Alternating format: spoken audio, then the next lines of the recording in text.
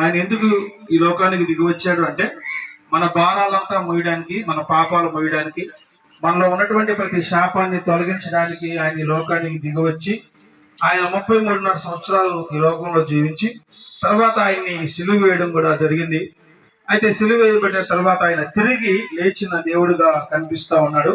ఆయన ఎందుకు సిలువ వేయబడ్డాడంటే మన పాపాల కొరకే ఆయన సిలువ వేయబడ్డాడని దేవుని వాక్యంలో రాయబడి ఉంది.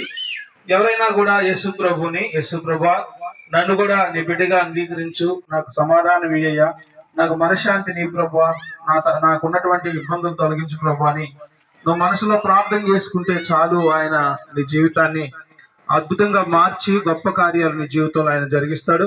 అయితే ఈ సాయంకాల సమయంలో మేము ప్రకటిస్తున్నటువంటి యేసయ్య నీకు మేలు చేస్తాడే తప్ప నీకు ఏ కీడు కూడా ఆయన చేసే దేవుడు కానే కాదు.